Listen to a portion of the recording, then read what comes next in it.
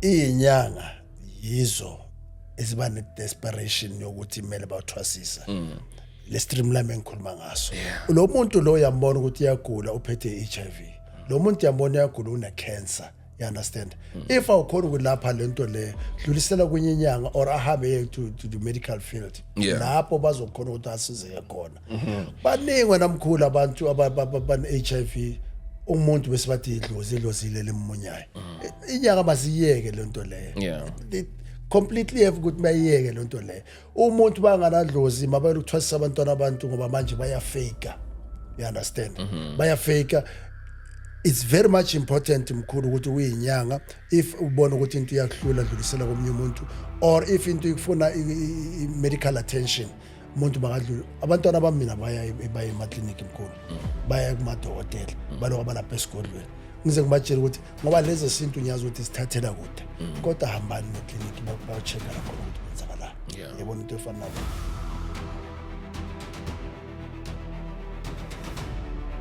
All right, greetings and salutations. This is Podcast Club Igamalamu Verimans, and thank you for choosing us again on a Saturday morning.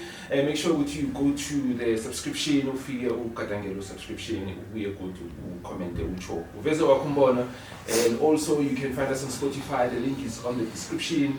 A number of on the description. If you want to call him and say whatever you wanna say on him, find it on the descriptions. Without further of wasting more time. Ladies and gents, boys and girls, give it up for the one and only Mkhulu Litsatsi is in the building. Mkhulu, ngathi umgadile utuzoweza sana. Are you good? I'm okay, No, I'm good. Yes, next. Let me tell you this now. We've been checking TikTok yes. and then there's this one video it got my attention. You guys are taking here somewhere and you were in the what are you guys doing there? I'm like, this is fun. This is interesting. Yeah. What was going on there? I don't know. Maybe I should introduce myself first. Yeah.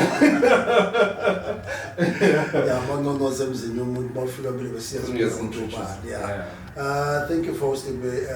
Mkhulu Letsatsi ngiyewavila Binoni. Ngumlaphenda bobo.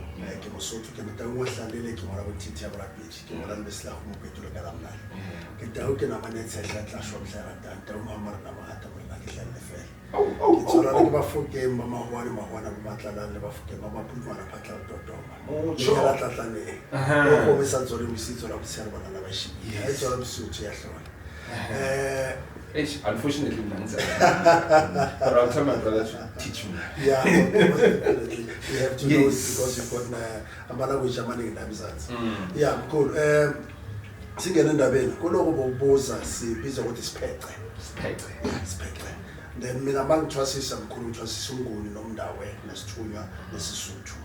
So inkosikazi fortunately uthwase inesixhosa ngoba ngisebenzisana naye.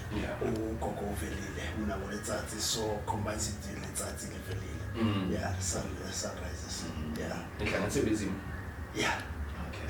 Onijalo ukuthi lo lo ngiyena lo. Mkhulu sazokulandela indima ukuthi sicale kuphi namkhulu. It was so strange whereby a lot of people babuza ukuthi hawu kanjani ushade nethwasana lakho. So ngibavulele ngithi hayi leyo ke ngifuna ukuyivula nje straight nje ukuthi ngazwana naye before. So a lot of people bana that question ukuthi how uzwana kanjani nethwasana lakho.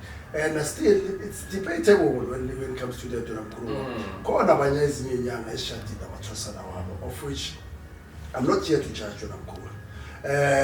Ngicabanga ukuthi idlozi umuntu lemupha ngendlela ezingafani. So ngiyazi ukuthi la ebunyangeni there's that stigma whereby they say ukuthi mawuyithwasana kumele ukuthi lishado ugobela. So kodwa we can debate about that one. Mina if umuntu ayaboniswa ukuthi mhlawumbe mina shade ngithwasana kamenza umfazi azange adlale ngaye amshada menza umfazi umama sekhaya, I don't see anything wrong so long as umuntu azange amdisturb ejeni yakhe.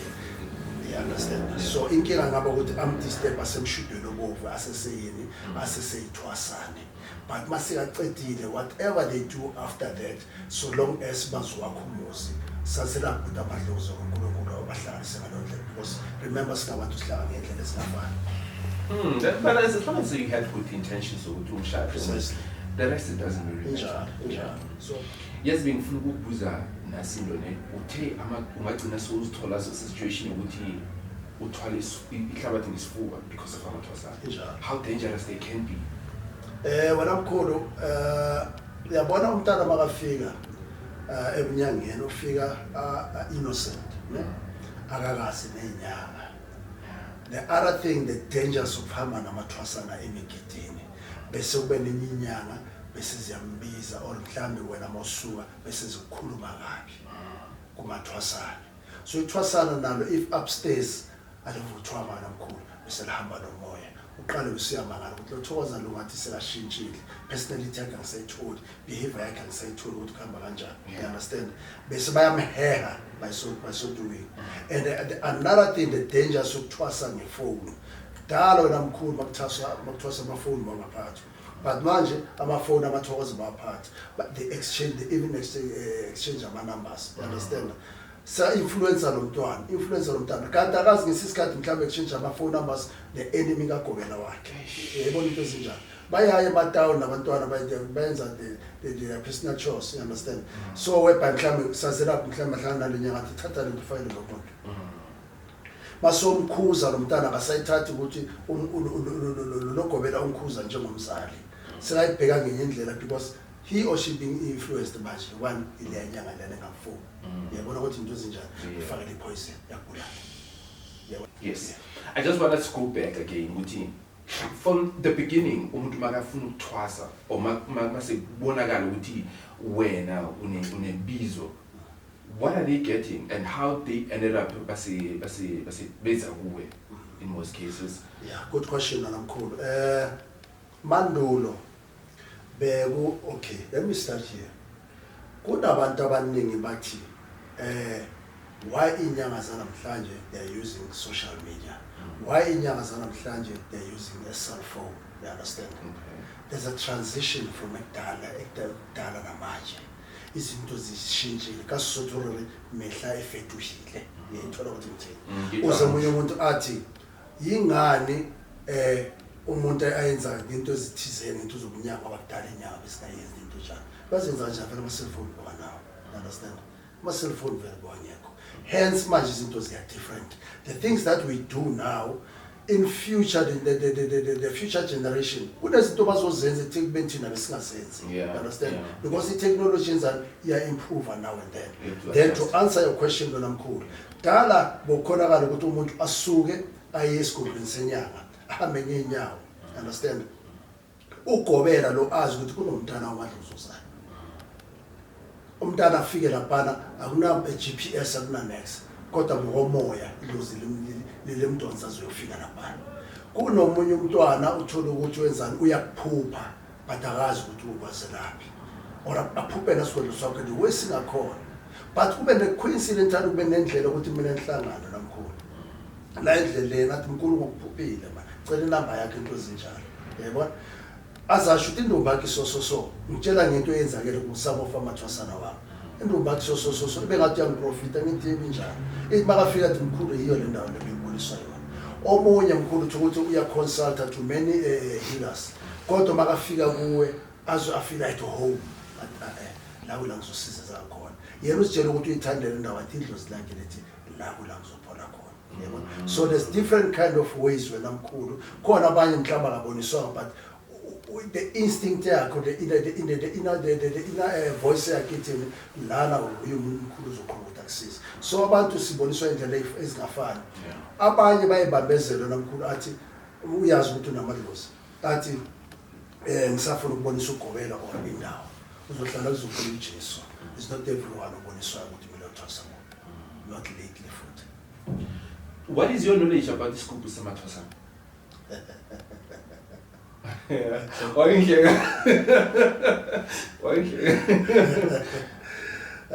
Klamo wazenziwa mkhulu. Yeah, zakhandiwa. Uspecialize ngegroup lapho, ne? Nyungubani. Sibiza ukuthi khona benza ukuthi isigubhu. Yeah, ngihle kanje ngoba baningi abantu abasifunayo igroup lezo samathwasana. Yeah. Kodwa ke masiqalela mkhulu. Mara wayebazifuna ukuthi amaXhosa ayijale. Yes, alapho mkhulu. Ngiyakujaha ne. Ngifuna ukhambe ngo-8. Mkhulu. Masicale la. Masithwasa. We've got iphiwe afana. Khona omunye makathwasa uthwasela ukuthi ekhaya abantu abathule bantwana, ekhaya abantu abathole imishado, ekhaya abathole imisebenzi, kumile nje. Family yakhona kumile nje. Akunangcubekela phambili. Khona abanye mabathwasa kumele yena aphole yena personally. Khona omunye makathwasa kumele azokhulisa ezinye inyanga, kumele ayizwezane azothwasisa. Uthola ukuthi njani. Khona omunye makathwasa kumele azolapha abantwana. Khona omunye makathwasa kumele lapha abantu kumele athwasise futhi. Iphiwe zasifana. This is what I always tell abantwana bami abadlozi mabasesikhupheni ukuthi kumele nazi manihlezela anifani. Ingathi kusasa mawubona umfowenu asebenza bese uthi ubaba umenzele kancane. Afani. Hence I even compare it with the medical doctors. The medical doctors, we've got specialists. To specialist samehlo, to specialist sengqondo, to specialist amaphaphu, no matter it's a little bit different ngoba uyinyanga ukhona lapha into ezininganyana, you understand? Oh yes. Kodwa ke ubuyela kulento le ongibuze yona mkhulu, yingani bengenza these examples ukuthi no matter ngakwenzela leso sigubhu leso wena mkhulu, but uqobo umele benalo lani lokuthwasise. That's one other thing. Nganenzela igubhu nibe yi2 but umuntu wena awunayo lento lena ukuthi uthwasise omunye unalo into ukuthi mina thwasise.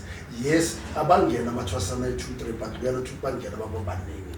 Bese umuntu omkhulu shothi sami isigubhu asenza kahle. We enhance lento onayo. Okay. You understand? Siyaphakamisa. But edlozini lakho if nakhona unikwanga wena mkhulu anyeke ukusebenzeke njengalo yana onayo loqobolela ukuthi aphakamise amaya ezinyenya. Yabona? So isigubhu samathwasana sikhona wena mkhulu kunendlela ezifihliwe enyeke sizisho ukuthi kwenziwa kanjani. Kodwa mina I always tell them abantu ukuthi mina lamendlozi wena mkhulu abantwana bami abadlozi bazibathi bathi wena baba kumele siwuse-clinic bayokujova kumele bayokufaka babiza bathi nama-injection wabo ukuthi bokuvala inzalo bathi uzala njani bathi uzala njalo naba uhlala kunamathwasana ngithi mina idlozi lami ngipheka njalo ukuthi mina kumele ngikhulise ezinye inyanga. Bangena ama-client abafuna uncedo but anyeke uhlale uthole laphana nganamathwasana because into engayiphiwa azange ithwalele azange landa isigubhu sakhona. But if omunye umuntu ayidinga into enjalo nyakhona ukuthi ngimsize, but let's not forget ukuthi kunesiphiwo thizeni futhi osiphiwe okumele usinakekele. And futhi indabeni yezigubhu I always say ukuthi inyanga ezintsha bangajahile igubhu. Ipha idlozi lakho a chance ukuthi lisebenze ibe yilo lisidonselayo. After a certain period mabona ngathi kuslow bese khuzala ndigubhu nakhona. Ngoba manje bojahela into efana nezigubhu, you understand? Idlozi lakho uzolipha ne chance ukuthi kumele liphefumule, uzolipha ne chance ukuthi nalo kumele lisidonsele ngendlela yakho. Mina mkhulu this year ngoAugust zabangenza 20 years ngithwasile. Uyabona ukuthi into enjalo. Mkhulu nangaki?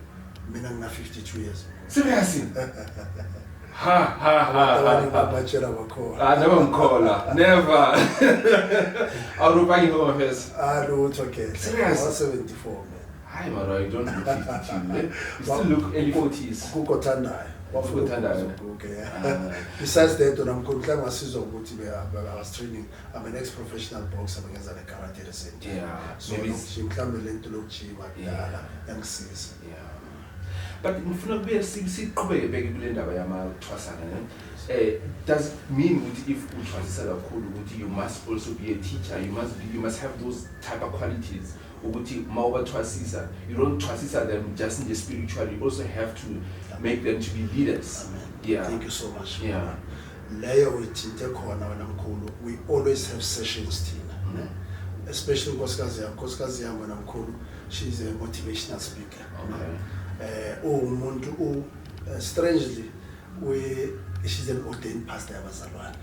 Oh wow. Yeah. Hey. And wow ordained as a pastor at the age of 17. So wenzakala ukuthi onalo bizo labantu abadala. Abantu abanye abantu abazalwana bayamangala ukuthi uyinyaka kanjani ngoba umuntu kapreacher kakhulu, you understand.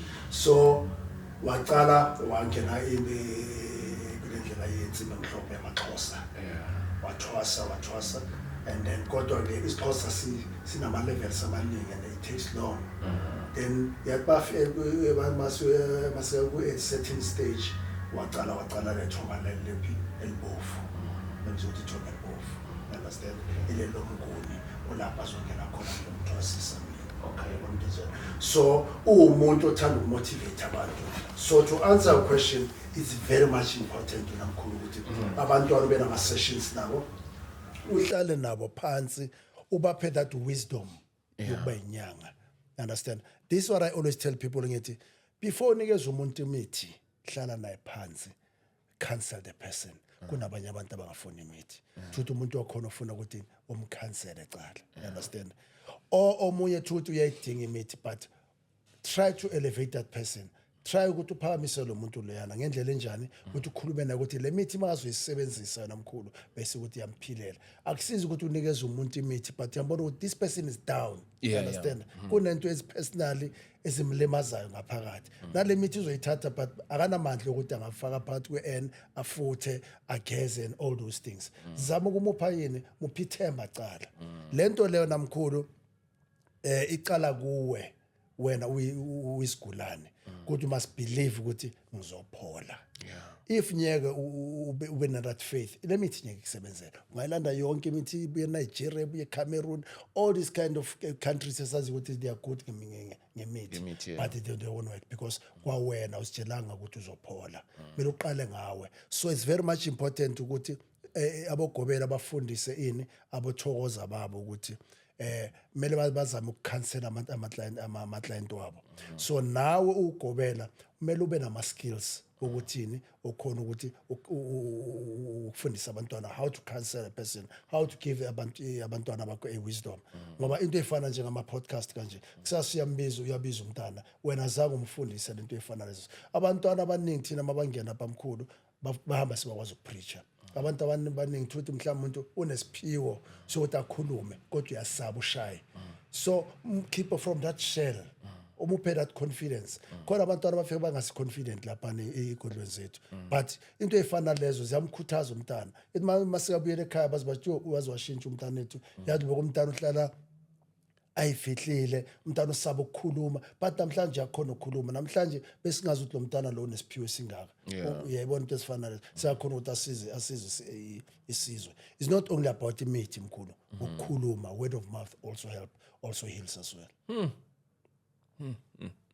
Yeah, I mean ngokuthi esikhathini esiningi like umuntu makayokuthwasa ne kuba udina nento eziningi is like exactly. Abanye uthola umuntu akhona beyayislay queen beyaziphila life esesenteni manje kufanele ukuthwasa une trauma lokuthi yo nkosi yami kufanele inhluthu zami zokuba njani all of that. So I'm sure maybe you do get into a stage ukuthi let's accept yokuthi impilo manje ayisafani ayisesingiye 10 impilo ngiyala no. Yeah, do they deal with that in some cases? Hey, we do get such situations when mkhulu ukuthi abanye abantwana ukhule kule environment le esilungu ne umntana khona mhlawumbe uyispoiled brat, let me put it that way. Yeah. Omunye umntwana uphile with a silver platter, you understand? So abanye abantwana bakhuzwa, abanye abantwana nje ukoropa nje into entsha kuye, you understand? Ujwayele auntie Auntie Dorothy. Yeah. So sithola ubunzima when it comes to that namkhulu because ephehlweni is not only about imithi, ephehlweni ufunda into eziningi. Mina my mom uyichobolo wena mkhulu, umuntu very harsh but onothando, ne?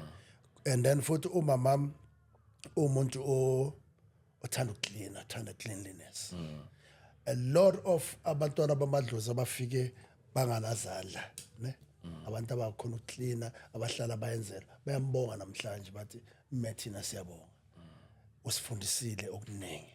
Mina ngomfana my mom, mina I'm the last born and I'm the only son ekhaya. But my mama zange bena lento leyo ukuthi ufana one last born. Ngangifundisa yonke into, you understand? So lento le ingifundisa ukuthi nalabo abangena lapha nephehlweni bangazi lutho kumele sibatrain and I have to be harsh on them. Yeah, I understand. So enye problem abagobela ukuthi bese ba treat abantwana differently ukuthi umntana ubuya phi umntana kunani kubo. Ibona into ezinjalo umntana kabani. So if mhlambe ugobela you going to do that uzilimaza wena ngoba lo mntwana loyo ongamtreat kahle. Who knows uyozophatha isigodlo sakho kusasa uyozothatha that legacy ayisephambili lobo mtetemisa wena ngoba kubo umntana wepresident or umntana wemanager of some company you understand ibe uye kusasa uzokugila you understand and akusho ukuthi ngoba leyana umntana wepresident laba bayima babhatala ama 20 cent and uzobhatala 100 rand babhatala imali efanayo so wamela thola special treatment.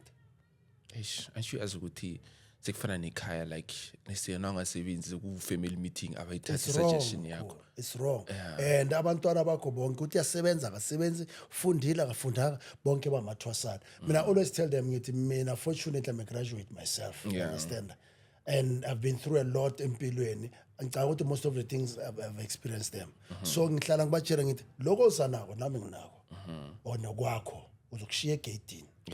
Uyakhohlwa ukuthi unakho ngoba lana uzela into onganayo so masophuma azingukhapha usozayithatha ke egate ukuze isebenzisa ke hayi la esigodlweni lana esigodlweni sami I always tell them ukuthi lana nale move kunuko kwami kuphela. I like the boundaries but ngifuna ukukubuza nasindo na kuna this thing ukuthi kunedlozi elifaila ne angazi yasisi isindebele na idlozi lakho nathosa ukuthi lithosisa wonke umuntu la endlini wonke umuntu nguthokoza.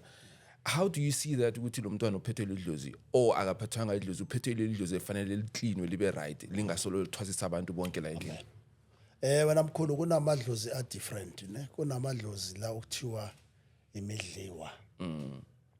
Imidliwa wena mkhulu lidla ekhaya. Umdliwa wena mkhulu manga agezwanga or mhlambe akhitshwe lo lekhaya izothi noma nithi niyahlaba imkomo nithi niyaphahla nithi always thina masenza umsebenzi abantu abaphansi into zethu ziba worse umdliwa loyo. Yes. Whereby ngesinye isikhathi omnye umuntu uzocabanga ukuthi uphethwe amadlozi mangene ephehlweni kanti yini nomidliwa noma mhlambe yini ilento le mimoya emibi ekhona kuye. So hence it's important ukuthi umntwana amadlozi maze ungena esigodlweni kumele ecala asetshenzwe like a client. Kumele asetshenzwe njengomuntu uyisiguli oyisigulane. Kona lesi state whereby sibiza ukuthi ukugajeka ukushayela umntwana ayigubhu sibeke ishoba phezulu kwekhanda bese idlozi makuyidlozi bese liyaphuma lizisho ukuthi liubani and then lisho ukuthi lona lificela ukusizwa kanjani sibiza ukuthi ukugajeka lo. So if lo mntamba azange alachwe lento efana naleso nina ngizocabanga ukuthi idlozi kantini ilo mdliwa ile dlozi amela ngalithwasa izenza ngathi liyathwasa. Wena mkhulu I'm not one person thanda ukujudge but baningi abantwana la ngaphandle bengamela ngabathwase namkhulu. Yabona inyanga ziningi kanjani manje yabona izangoma ziningi kanjani manje. It's because abantu kumele balashwe wena mkhulu bemele balashwe kodwa manje there's this competition einyangeni whereby umuntu afuna uba namathwasana amaningi whereby umuntu bafika emgidini ufuna ube streamline kanti kulabo leso streamline khona bengasiyinyanga yengako bese kusasa babagodwisi bafika ekhaya bakunatsebenza abasebenzi ngoba akanayo lento la yini yokuthi athwasise or abe inyanga akanaso leso siphiwo leso. Yes, it sounds like what ne? It sounds like an influencers of Funama like Samaniki. Is it like that? Injalo namkhulu. Injalo. So ingako namkhulu besabanye abantu bangena nge-streamline sekabona ngathi uyinyanga nkulu. Kunenyanga namkhulu ekudala zathwasa. Mina akuthi ngizikhuluma kahle, ne? Mina ngisahlonipha inyanga ezindala kunami. And mina ngisabaguqela abantu abadala kimi edlozini noma ngihlala nabo ngiyaguqa njengothokoza kubo into anginamathwasana amaningi thuthi lo muntu engimgucela kana nothokozo yowana awunathokoza bayi2 you understand. So ubunyanga abamanje namkhulu immediately wangena ne-streamline samathwasana okuthwasa kakhulu sibabona ngathi uwe unyanga enkulu ukudlula zonke inyanga ayisebenzi kanjalo namkhulu. Umuntu okuthwasela ecala walibona before wena umdala kunawe you understand. Makuvuselwa yena kumele uguqe nawe gobela uno streamline sakho la muntu umdala kini edlozini ngiyangithola ukuthi ngithini unless uyozothi hayi mkhulu ngicela ukuthi uphakame hlala lapha esitulweni baguca abantwana bakho but umbonisile inhlonipho ukuthi manje kuvuselwa bani umuntu omdala kimi edlozini so abantwana bamanje immediate baba namathwasana sibazibona ngathi abogobela kanti sibakhohlwa lababuya khona abasazi nenyanga ezindala because bona banamathwasana amaningi yethola ukuthi into enjalo so that's the problem that we're facing ebunyangeni ukuthi abantu ngoba iyathwasisa umuntu ngoba unama-client amaningi ugogo sibanibani sibesazi ukuthi uyebe kwinyanga la elokishini makambona u-expecta lo gogo mina kucelela just because yena sekathwasisa ayisebenzi kanjalo inhlonipho kumele mkhulu singayikhohlwa ithi ngiyibeke so namhlanje mina me-teacher ngiyakufundisa esikolweni from primary level wena kusasa u-successful uyan architecture mhlawumbe medical doctor or engineer yayithola ukuthi into enjani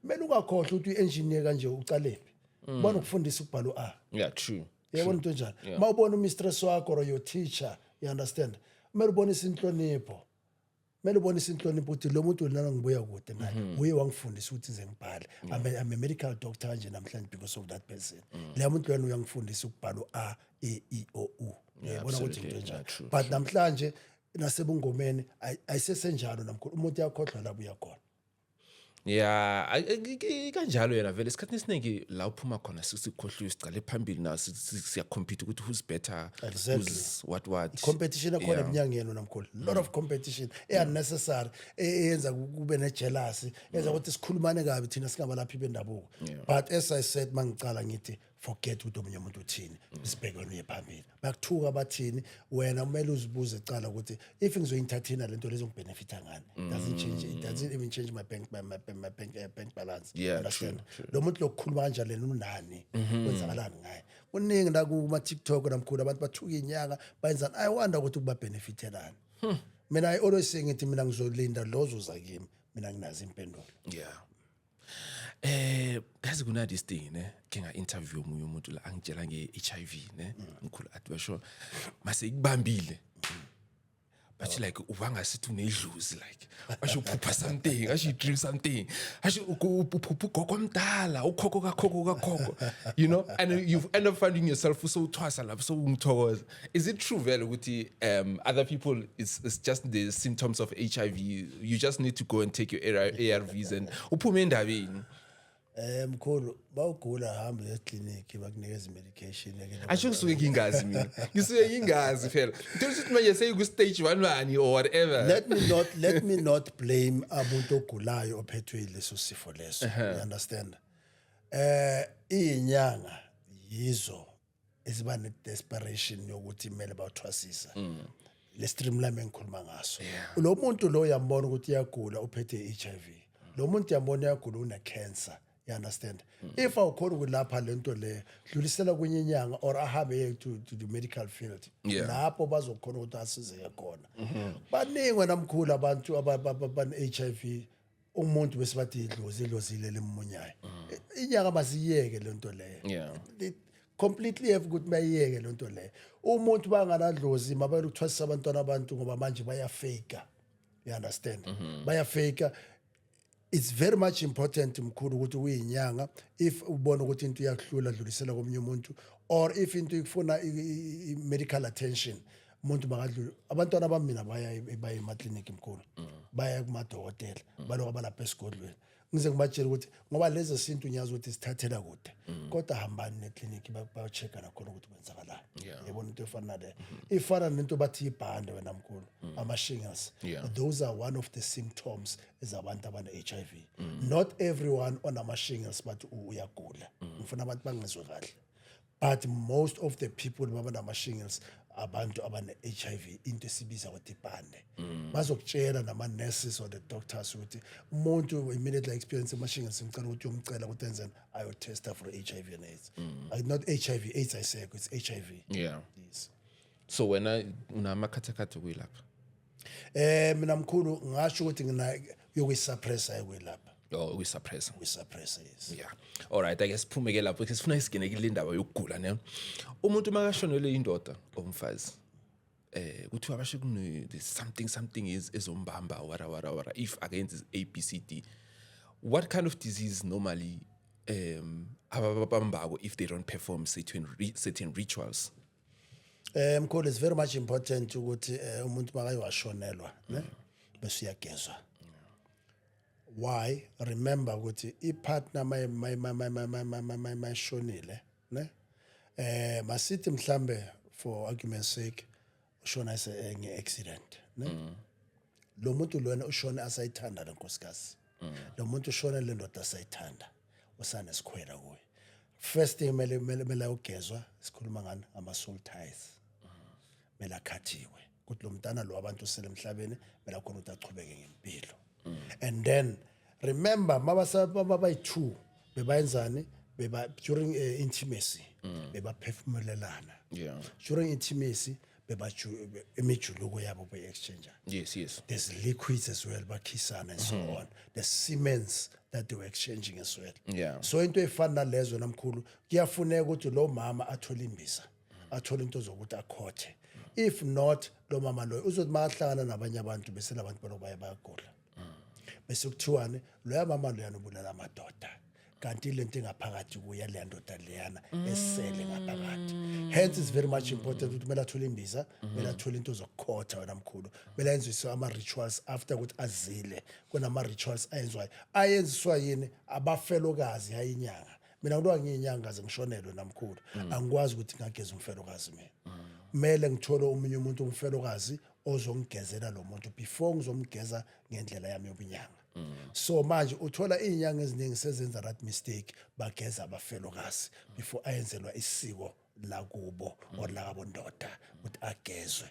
Yebona bese into ezinjalo namkhulu ziyamgulisa nalo muntu lo shonelwe. And futhi umuntu oshonelwe masikathi uyachubeka ngempilo uyogulisa nabana uyogulisa nabanye phambili. Oh, kuba ngathi umkhokha like.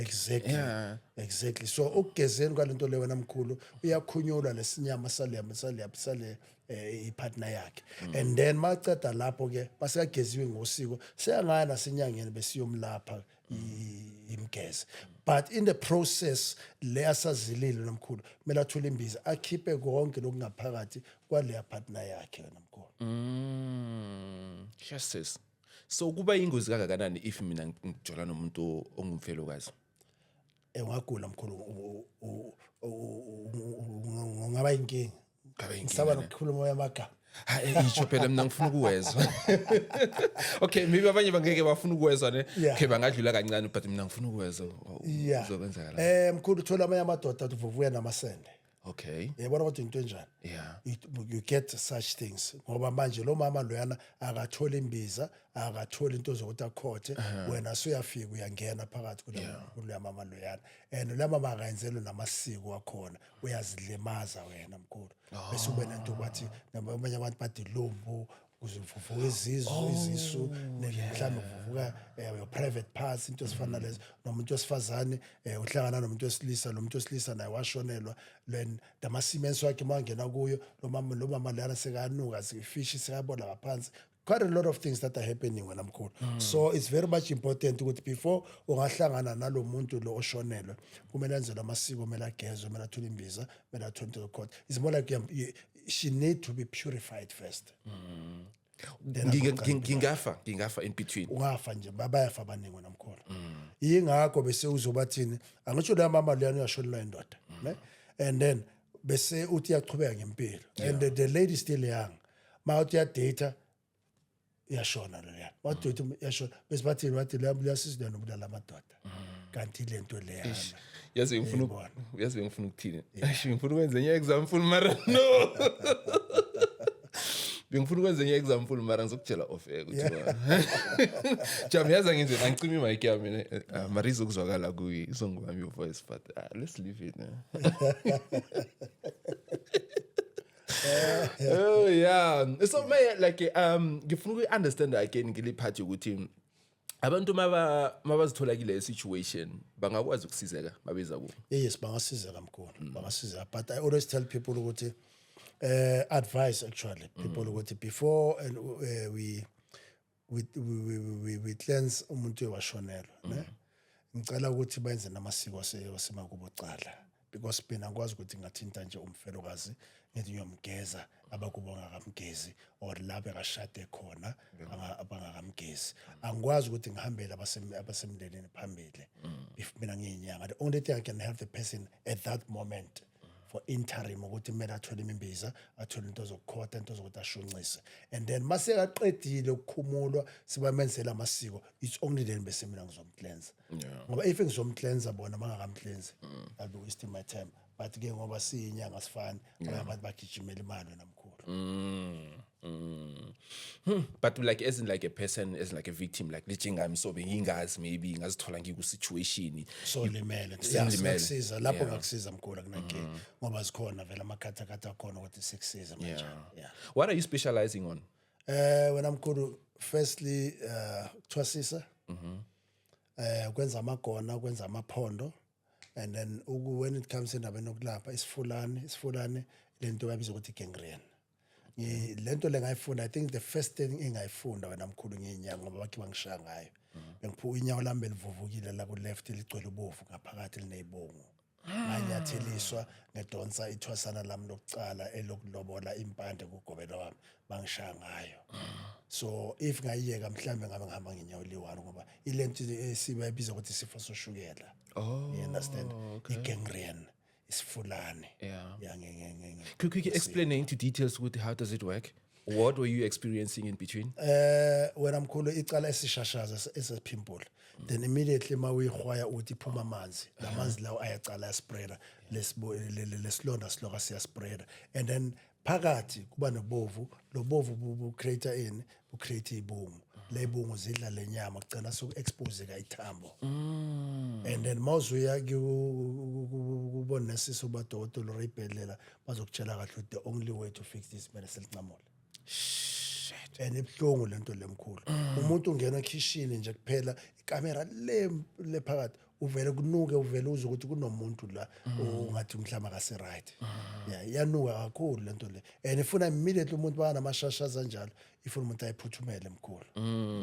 Fanele kwenzakalani fanele bakoyicisini bangicisa wena mkhulu bangicisa mina ngikombela kahle ukuthi ngayibamba sho ukuthi mhlambe bengilusela indaba yakathokoza ngoba la ngulempande nguyo manje ngafika ngokuguqula yini ngacala kwenye impande you understand lempande zama ngenzele kahle ngaya kwenye impande obis2 ngathwasa 2007 2009 ngangena kwenye impande you understand kulapho ngafika into zami zavuleka then ngene phehlweni le kunimpande obis2 senginothokoza besithwasa sithula lothokoza kodwa ubaba wathi anyeke ngithwase nithungela ngeliwani ngoba uzakudelela ethi ngidlulise locala baceda lapho bese loyana ngizolibona before yena yathi mase ngimdonsa lesiko sithi uharibela noma kumdonsa bakayenza the process ngoba yonke into lothokoza yenzayo mele ngiyenze naye kulaba ngiyicisa khona yaqala after lo mgidi loyo kwaba nama pimple sekugcwele bovu phakathi kwenyawo yebo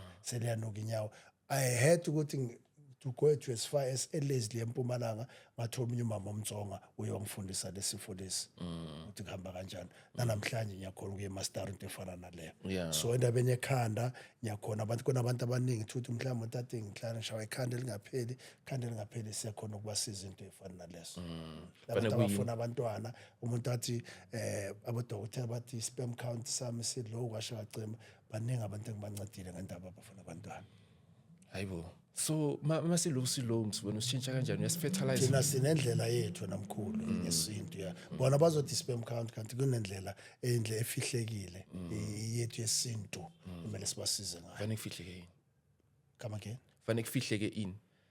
Into esifihliwe mina mkhulu enye sizikhulume off air ubunyanga namkhulu enyanga ezinye zingangilwisa kunezinto engamela sizikhulume ifana wena ngiyathanda futhi umndebelo namkhulu thina sithi masithi generosity kuyentabeni angazi the right vocab yakhona yini anyeke uzikhulume off air uthi masifika lapha entabeni senzani the secrets ezalento enizenzayo manje sentabeni masukwela ne ukwela yes I wanted that kunezinye izinto amarezinye sazidembanyana ngitshonyana so but ezinye mina ngasizikhulume la because angilwisinya mina mkhulu amen ex deputy chairperson THO, Traditional Leaders Organization, Okay. South Africa yonke, you understand? Chairperson. Not in South Africa, Okay. deputy yakhona.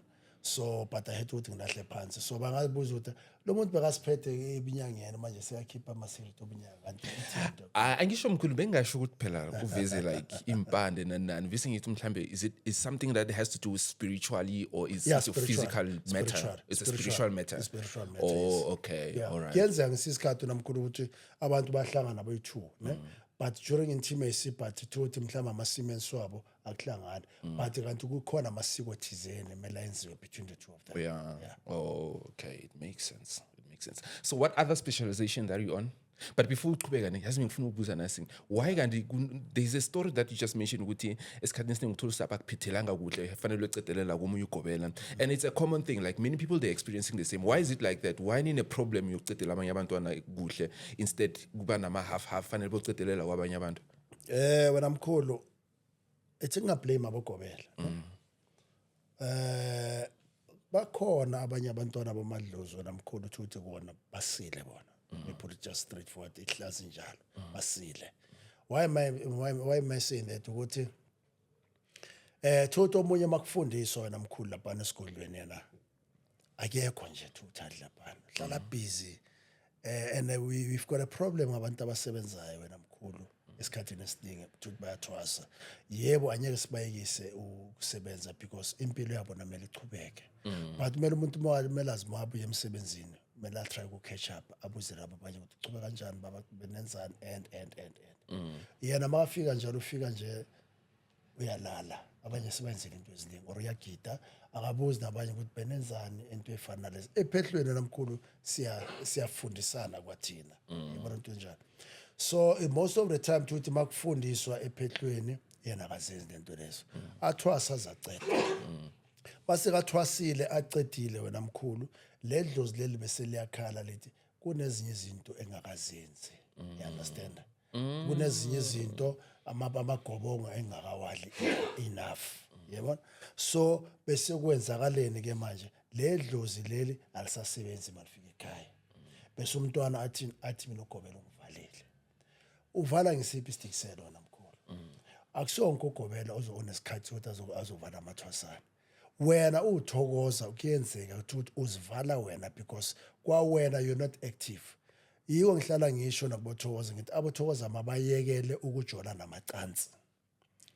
Ukujola necansi kwenzani? Uhlale deqe wena esigodlweni. Esigodlweni namkhulu idlozi ulifundisa usesesigodlweni. Mele usebenze. Asisho ukuthi uzile uzophekela ugobela. Awuzange ephehlweni ngoba uzokwasha amandawo kaGobela. Awuzange ephehlweni uzoclean ikamera kaGobela.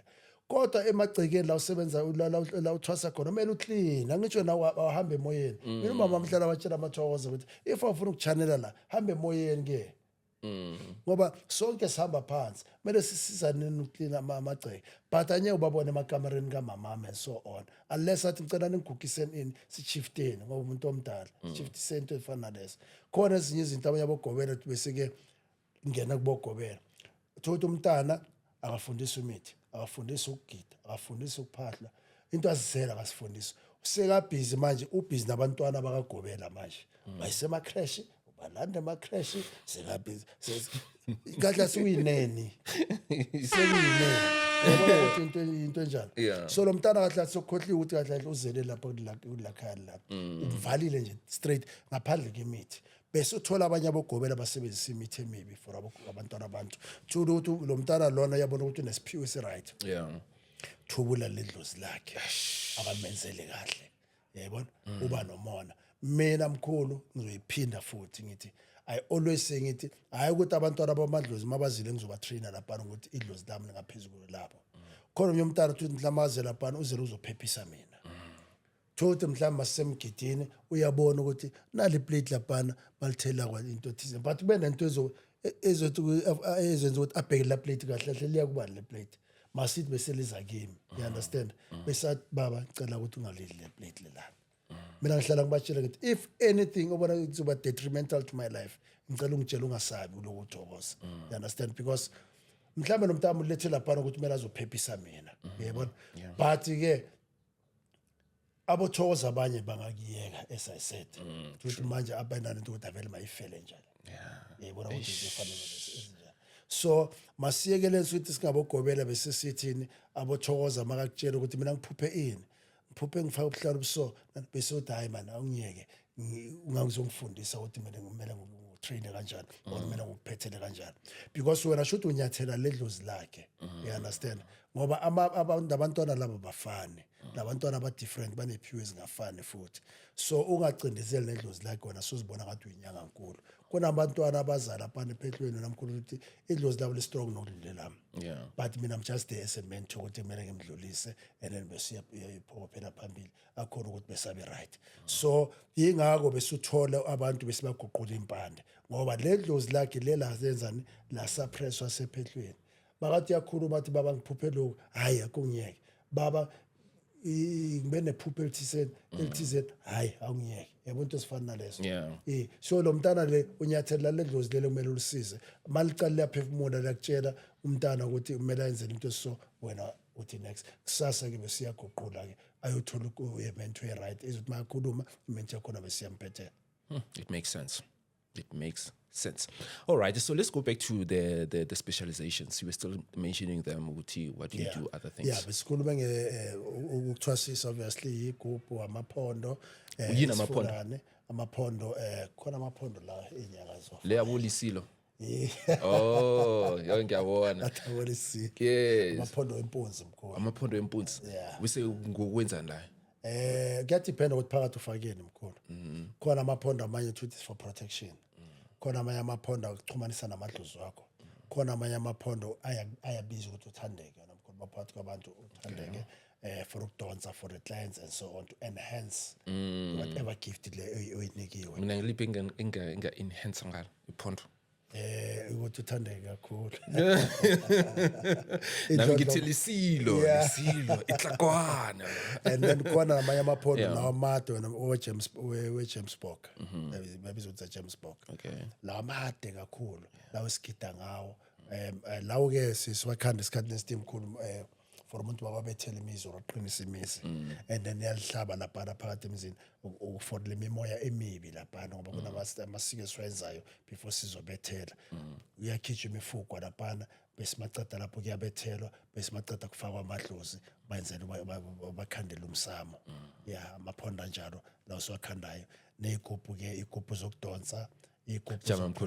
Before ukhuluma igubhu zo protection you mentioned ubethela umuzi wakwambamba umthakathi umthakathi omkhulu several times wenzani ngibamba bese bangitshengisa amanta no ayikuthi instantly mase ngibethele bese bangitshela ukuthi this is what is happening you understand ngikhumbula khona la ngingasebenza khona eBloemfontein bese bangitshela abantu bakhona ukuthi na umuntu uyakhuluma this and this ukuthi yena wenzeni kwashaka cima so it's not always uzothi mawubethele bese uzothi ubamba umthakathi mawubethele umuzi it's for protection not always ukuthi kumele uzibamba umthakathi angisho uza kuthi net nakaphapha ebusuku abambe kuyajame lapha umthanyana ujame ungasahambi umthanelo namkhulu ngicanga ukuthi lento uzabelungu lezabe Harry Potter leza sonke umthakathi uhamba ngomoya but you just see the signs after the performance most of the time now uyakhuthala mawuyinyanga ukuthi you told ama feedbacks are right ukuthi ayi good since ubethele this is what is happening and futhi enye into futhi engifuna ukuthi the young ones especially abantu abafikayo to this fraternity omnyanga amele bayazi it's not always izothi mawusebenzile you get positive results khona and ungaphatheki kabi and futhi ingakudamisi lento le mkhulu khona abanye abantu uthi mawusebenzile ba complain hayi mina sinisebenzela ngibone lutho mina so it happens nakuma medical field khona lento le umuntu athi mina ngilo doctor le ngiyifanele but manje u doctor bani angiyakaphola kwasho ngacima into efana nalezo so ngicela ukuthi abantwana bamadlozi ungapheli umoya bese usothuka ugobela wakho ukuthi hayi baba lento angifundise yona azange be right washo ngacima akusonke umuntu uzoba satisfied nami ngiyenzakala nake inyanga ezodwa noma whoever nayisebenze khona wonke umuntu ukuyalunga nama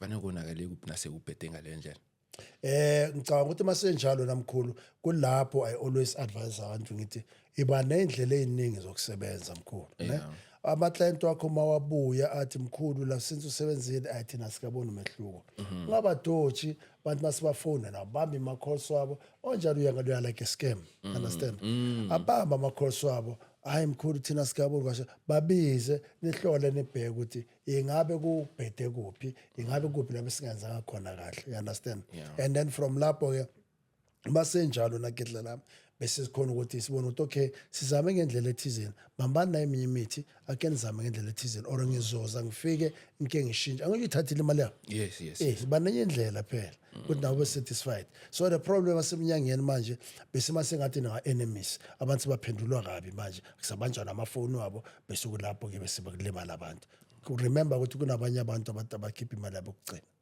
yebo kuwe ngaba imali encane but ku client ngaba imali kakhulu then bese uthola security bese uhamba nama security man awunayo ni security lutho mara yiboni luze wedwa ngithi so manje I fail to understand ukuthi angiceki futhi wathinta amakhona bayi uthi uyinyanga unemithi yokuthi uvikele abantu kodwa uhamba nama security does make sense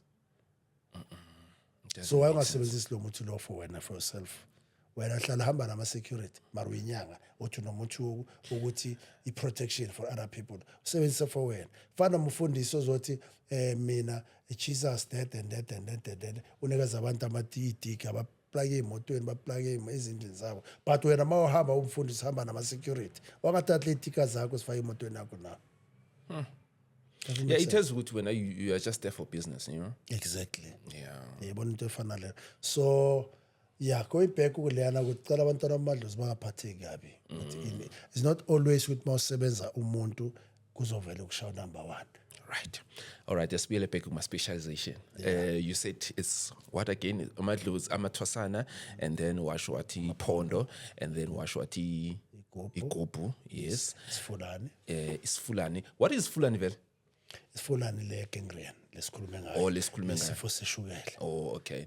Yes. And then what else again? Nekhanda lengeza eliza ngendlela ezingafani namkhulu. Kunekhanda futhi khomba ikhanda nje elinormal liphatha nawo noma bani. Kodwa kunekhanda elinye futhi ikhanda lamadlozi futhi umuntu wakhona libangwa into zamadlozi. Kulapho kumele uyenzeni ba draw your attention.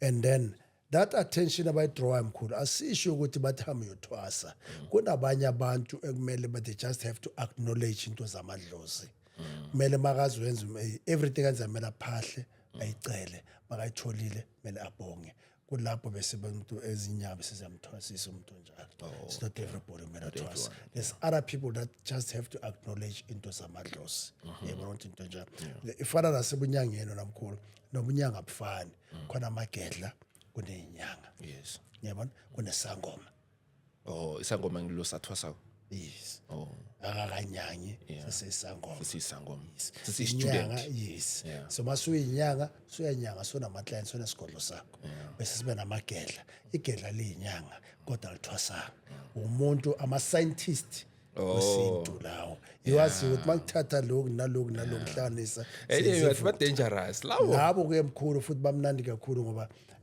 mina isikhwama samagedla nginaso mkhulu yabona fortunately nale igubhe engizenzayo akunamuntu uzongiclaimela athi mina ngifundisile bangakhuluma bathini akunamuntu wangihlalisa phansi wathi thatha lo senze lo okukhona sakwenza sahlala sonke sihlanganisa le ideas ukuthi masingathatha lo sathatha lo kodwa bangathi mina ngibe student sakho ngihlalisa phansi abona mama esikhathi nestingo namkhulu kuyangifikela ukuthi ngithathe lokho ngihlanganise naloko ngenze naloko bese kuya into zakhona sha number 1 ethi mangibuza abanye abantu lento engisifakile lezi ezingifikele vele kufakwa zona yabona abantu abaspecialize into ezifana nalezo so amagedla lama scientist wane wobunyanga wento zesintu yiba bazena most imithi ukuthi bahlanisa lokho naloko ama results akhona bento ethizeni amagedla lawo. Do you travel abroad like your Benin, Swaziland and etc? I think the southern hemisphere yonke ngihambile namkhona. I've been to Botswana.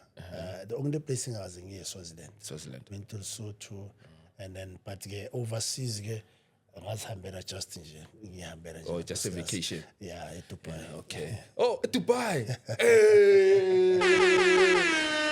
indawo ama-slay queen phela le. Also planning to go again. Yeah, kumnandi Dubai, ne? Yeah, Norway next year. Going to Norway and England as well. Oh, okay, that's nice. That's nice, Mkulu. But come tell me Benin, what is your experience in Benin? Because I heard with the Benin there's a spirit of priests and whatnot. How big it is, Benin? Benin, I've never been to Benin. Oh, you've never been to Benin? No. Oh, okay. I thought you've been. No, Yeah. not to Benin. Oh, okay. But like you goes in indawo lezo kuwavakashela kizo maybe in a sense ukuthi ufuna ukuyos upgrade her, maybe in a way ukuthi of a knowledge ukuthi you should know ukuthi how to do this, how to do that. Ngiyiphi indawo yakhona, and like how was it? How do you think they powerful than South African traditional healers and etc.? I would say this when I'm cool. Ayikho indawo enemithi njenge-South Africa. Really? South Africa inemithi eminingi kakhulu. It's just that thina mhlambe thina abantu abahlala kuyo siyayinyatha kakhulu. South Africa inemithi. I don't think there's any muthi esinganawo. Yeah. It's just that mhlambe some of the places we have never found ukuthi mhlambe imithi enjalo ikhona. Yeah. So other places engazisho mhlambe the Mozambique, the Malawi, most of the time bayenza the rituals that we don't do, not that with mhlambe imithi esinganayo. Oh. Yeah, because into efana negubhu kudala besazi ukuthi baye eMozambique, especially into zokuthwala. Into zokuthwala baye eMozambique bebantu bebakhona babuye nayo lento enganabungozi. But manje abantu bayakudlalwa ngabo mkhulu. Abantu bayispendile imali zabo. I've got clients wena mkhulu athi mina ngithwase eMozambique, ngiyile eMozambique ngiyofuna igubhu. Isigubhu sakho savele sathula sayihlalela nje sangibuka. Yayibona ukuthi into njani. Mawuthi yabuza uspende emalini 150,000, 200,000. Bababuyele emuva abamtholi lo muntu lo. Malawi as well. Akuthi wakhuluma kabi namkhulu uyathola. But mina I still prefer ukuthi sisebenzeni khona la eMzansi imithi khona namkhulu. Mhlawumbe it's a method ukuthi uyihlanganisa kanjani. Exactly. But mina through my experience ngisasho ukuthi for mina ukuthi ngomsuthu ukuthi ngikhuluma abesuthu. Yeah. But abesuthu bayawazi umuthi nami. Yeah, ungangibambela. Yeah. Bayawazi umuthi abesuthu. Yeah. Mara wena zange ube ne-temptation ukuthatha lento. Mkhulu ike abakhona but manje idlozi lami mina alifoni namkhulu ukuthi ngathatha lento leso. Alifoni yazi abantu abaningi bathi ngithwele ngoba nginamathwasana amaningi. Yeah. Yebo. Iyakufanela vele yazi. Usho njalo. Iyakufanela because akusi kaningana man. Yeah. Yeah, especially esikhathini sanje. Yeah. Yeah, ngizom-attenda just in 5 minutes now. Yeah. Yeah. Yeah, ikhona lento le bathi ngithwele namkhulu. And then angazi ukuthi ngithwele bangikhapheni ngayelanda. Yeah. So Mara again as why mkhulu ne. Yeah. I think like isn't like abantu abanzima ne sine problem yokuthi everyone uba ngasuthi uba successful in something, so we always accuse, especially if you have a dark skin. Exactly. We always have that mentality. Why when unemali eningi? When we are a small room. So but still when I'm cool, even if bathi umuntu uthwele ne. So long as idlozi lakhe limvumela ukuthi athwale. Yeah. Mina ngenaphi. This is what I always tell people ngithi if umuntu bathi uthwele and into yamsebenzela angitsho bekayenzela yena bekayenzeli wena bekayenzela yena so wena ungena kuphi. So ilento ekhona ezangomeni nomkwathi hayi uthi yenza ukuthi uthwele bakathwele uthwelele wena ungena kuphi lapho. If now mhlawumbe ubona ukuthi uyamsebenzela uyifuna mbuze ukuthi uthwele kuphi and then akuyise khona lapho ungakhuluma omnye umuntu kabi. Yeah. Mina mkhulu if bathi ngithwele bengizoyikhuluma nje pupha benye ngisaba umuntu ngoba izabe ngiyenzele mina. But mina fortunately or unfortunately ngithwala ngidlozi lami ngoba umuntu othwele namkhulu ngicabanga every day kuba nama client kuba nama line into efana lezo. Mina kuye kwenzakala bese kuyasithulela esigodleni sami bese bakusebenza abantwana babathu baba namhlanje kwagcwala ngakwenzakalana ngisebenza ngedlozi wena mkhulu. Yebo anye ngisabe ukuthi ngithwele if ngithwele bengizobatshela nje straight nama viewers ukuthi mina ngithwele futhi ngiyathwalisa futhi mina wesiphathi mkhulu ngithwalisa mina. Bangalingana kulokho. Yeah. Mina ngiyaphakamisa kunokuphakamisa ngithwalisa those are two different things. Angithwalisi mina but the rituals ezinye zapho sebumnyameni ngalesikhwama sami sebugedla ngiyazenza. Ngoba into engiphiwe Ngikubuza. ngibuza mkhulu. Ngiziphi lezo? Zovumela. Ikhona wena mkhulu ukuthi sisebenzisa amathuna. Sisebenzisa amathuna but ngithanda ukusebenzisa amathuna lawo endlebe ikhanyelana. Awendlebe ikhanyelana. Yini le? abelungu yasebenza kakhulu kamnandi kanjani. awu my friend bona ke Hayi labo basebenzisa imithi dasifuna abelungu siyazi basebenzisa imithi but esikhathini esiningi namkhulu imfihlakalo yasemathuneni kuba kuhle nje masebenzisa angathi nice payback time phela bathatha into zabamkhulu nathi siyabasebenzisa manje babasebenzisa mkhulu abogogwethu thina siyasebenzisa spiritual okay kodwa kumele ube nemithi wena mkhulu yokuthwebula bakanamuthi ekuthwebula namkhulu akunathuna zokhona ukuthi bese yasebenzisa bonamanga kumele ube nomithi okuthwebula idlozi ukuthwebula lo muntu lelaphana bese siyamcela ukuthi sicela ukuthi usenzele into ethize mkhotha usiphelele isikhathi yazi mara ngiyacabanga ukuthi le yona izochubekela phambili mase siyibamba kwe yeah yes so sikuthola kuphi ku social media ngokuhlala wena mkhulu seWatville eBinoni abafunayo bangifonela or bang WhatsApp ku 074 9103317 it's 074 9103317 kuma socials ngithola ku Facebook uNorman Musuwane yangithola futhi sine page nenkosikazi Letsatsi Livelile yangithola futhi ku TikTok it's Mkhulu Letsatsi yes ngiyatholakala futhi ku Instagram it's Norman Musuwane or Mkhulu Letsatsi yangithola yatholakala futhi ku YouTube channel yami Mkhulu Letsatsi Mkhulu siyabonga ukutsho njalo siyayivala lezo zo me and you next time sharp to us. yeah mkhulu